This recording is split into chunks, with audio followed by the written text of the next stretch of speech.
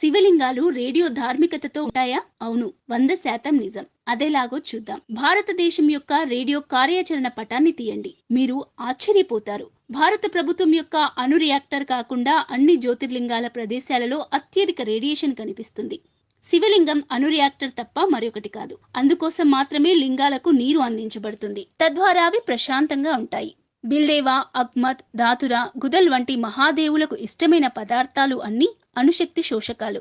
ఎందుకంటే శివలింగంపై పోసే నీరు కూడా రియాక్టివ్ గా మారుతుంది. అందుకే డ్రైనేజ్ ట్యూబ్ కూడా దాటదు. బాబా అణు రియాక్టర్ రూపకల్పన కూడా శివలింగం మాదిరిగానే ఉంటుంది. నదిలో ప్రవహించే నీటితో కలిపినప్పుడు లింగం మీద పోసిన నీరు ఔషధం యొక్క రూపాన్ని తీసుకుంటుంది. మన పూర్వీకులు మహాదేవుడైన ఆ శివుడికి కోపం వస్తే హోలోకాస్ట్ వస్తుందని మాకు చెప్పేవారు. మన సాంప్రదాయాల వెనుక సైన్స్ ఎంత లోతుగా దాగి ఉందో ఒక్కసారి గమనించండి. కేదార్నాథ్ నుండి రామేశ్వరం వరకు ఒకే సరళ రేఖలో నిర్మించిన ఇంత ముఖ్యమైన శివాలయాలు భారతదేశంలో ఉన్నాయని తెలిస్తే మీరు కూడా ఆశ్చర్యపోతారు. మన పూర్వీకులు ఈ రోజు వరకు మనం అర్థం చేసుకోలేని శాస్త్రీయ మరియు సాంకేతిక పరిజ్ఞానాన్ని కలిగి ఉన్నారా? ఉత్తరాఖండ్లోని కేదార్నాథ్, తెలంగాణలోని కాళేశ్వరం, ఆంధ్రప్రదేశ్లోని కాళహస్తి, ఏకాంబరేశ్వర్లోని చిదంబరం, తమిళనాడులోని రామేశ్వరం, ఈ ఆలయాలు అన్ని భౌగోళిక సరళరేఖలో 79 డిగ్రీల 41 నిమిషాల 54 సెకండ్ల దక్షిణ రేఖాంశంలో నిర్మించబడ్డాయి. ఈ దేవాలయాలు అన్ని ప్రకృతి యొక్క 5 అంశాలలో లింగ వ్యక్తీకరణను సూచిస్తాయి. వీటిని మనం సాధారణ భాషలో పంచభూతాలు అని పిలుస్తాం. పంచభూతాలు అంటే భూమి, నీరు, అగ్ని, గాలి మరియు అంతరిక్షం. ఈ 5 అంశాల ఆధారంగా ఈ 5 శివలింగాలు భర్తీ చేయబడ్డాయి. తిరువనక్కవల్ జంబుకేశ్వర ఆలయంలో నీరు ప్రాతినిధ్యం వహిస్తుంది. అందుకే దీనిని జలలింగం అంటారు. తిరువన్నామలై అరుణాచలేశ్వరంలో అగ్ని ప్రాతినిధ్యం వహిస్తుంది. అందుకే దీనిని అగ్నిలింగం అంటారు. వాయువు ప్రాతినిధ్యం వహిస్తుంది కనుక కాళహస్తిలో లింగాన్ని వాయులింగం అని అంటారు. భూమి ప్రాతినిధ్యం వహిస్తుంది కనుక దానిని కాంచీపురంలో పృథ్వీలింగమని అంటారు. చిదంబరం ఆలయంలో ఆకాశం ప్రాతినిధ్యం వహిస్తుంది. అందుకే దానిని ఆకాశలింగం అంటారు. ఈ 5 దేవాలయాలు వాస్తు విజ్ఞాన వేదం యొక్క అద్భుతమైన అంతరాన్ని ప్రతిబింబిస్తాయి. ఈ దేవాలయాలలో భౌగోళిక లక్షణాలు కూడా కనిపిస్తాయి. ఈ 5 దేవాలయాలు యోగ విజ్ఞానం ప్రకారం నిర్మించబడ్డాయి. అలాగే ఒకదానితో ఒకటి ఒక నిర్దిష్ట భౌగోళిక అమరికలో ఉంచబడ్డాయి. దీని వెనుక ఖచ్చితంగా కొంత శాస్త్రం ఉండే ఉంటుంది. అది మానవ శరీరంపై ప్రభావాన్ని చూపుతుంది.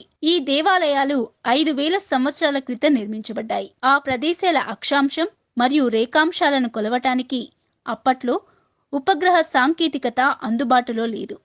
అయినప్పటికీ ఈ 5 దేవాలయాలు ఇంత ఖచ్చితంగా ఎలా స్థాపించబడ్డాయో ఆ భగవంతుడికి మాత్రమే తెలుసు. కేదార్నాథ్ మరియు రామేశ్వరం మధ్య 2383 కిలోమీటర్ల దూరం ఉంటుంది. కానీ ఈ దేవాలయాలు అన్ని దాదాపు ఒకే సమాంతర రేఖలోకి వస్తాయి. ఏ టెక్నిక్ తో ఇంత సమాంతర రేఖలో నిర్మించారు, ఏ టెక్నిక్ ని ఉపయోగించి వేల సంవత్సరాల క్రితం నిర్మించారు అనేది ఈనాటికి మిస్టరీగానే మిగిలిపోయింది. శ్రీకాళహస్తి ఆలయంలో మెరుస్తున్న దీపం అది వాయులింగమని చూపిస్తుంది. తిరువానిక్క ఆలయం లోపలి పీఠభూమిలోని నీటి బుగ్గ అది జలలింగమని సూచిస్తుంది. అన్నామలై కొండలో ఉన్న భారీ దీపం అది అగ్నిలింగమని చూపిస్తుంది. కాంచీపురం ఇసుక యొక్క స్వయం ప్రకటిత లింగం అది భూమి లింగమని చూపిస్తుంది. చిదంబరం యొక్క నిరాకార స్థితి నుండి భగవంతుని యొక్క నిరాకారత అంటే ఆకాశ మూలకం అంటారు. ఇప్పుడు ఇంతకన్నా ఆశ్చర్యకరమైన విషయం ఏమిటి అంటే విశ్వంలోని 5 అంశాలను సూచించే 5 లింగాలు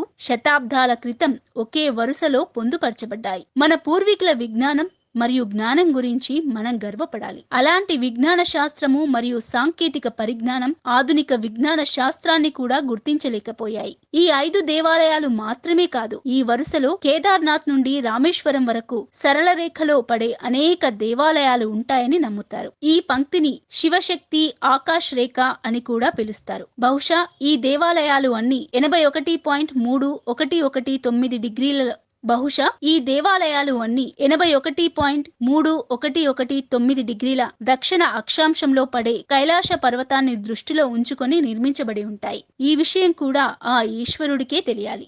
మహాకాళేశ్వర్ నుండి జ్యోతిర్లింగాల మధ్య సంబంధాన్ని చూడటం మరింత ఆశ్చర్యకరంగా ఉంటుంది. ఉజ్జయిని నుండి మిగిలిన జ్యోతిర్లింగాల మధ్య దూరం కూడా ఆసక్తికరంగా ఉంటుంది.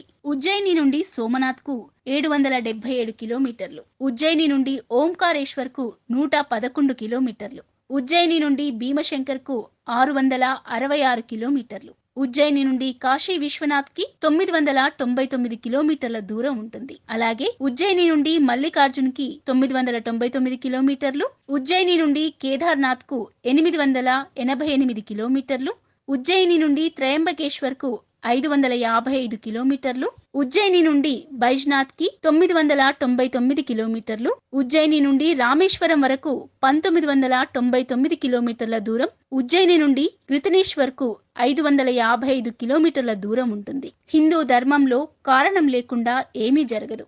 వేలాది సంవత్సరాలుగా సనాతన ధర్మంలో నమ్మకం ఉన్న ఉజ్జయిని భూమికి కేంద్రంగా పరిగణించబడుతుంది. అందువల్ల సుమారు 2050 సంవత్సరాల క్రితం సూర్యుడు మరియు జ్యోతిష్య శాస్త్రం యొక్క లెక్కింపు కోసం ఉజ్జయినిలో మానవ నిర్మిత సాధనాలు తయారు చేయబడ్డాయి. సుమారు 100 సంవత్సరాల క్రితం బ్రిటిషు శాస్త్రవేత్త ఊహాత్మక రేఖను సృష్టించినప్పుడు అతనికి మధ్య భాగం ఉజ్జయిని అని తేలింది. నేటికి కూడా శాస్త్రవేత్తలు ఉజ్జయినికి సూర్యుడు మరియు అంతరిక్షం గురించిన సమాచారం తెలుసుకోవడానికి వస్తూ ఉంటారు.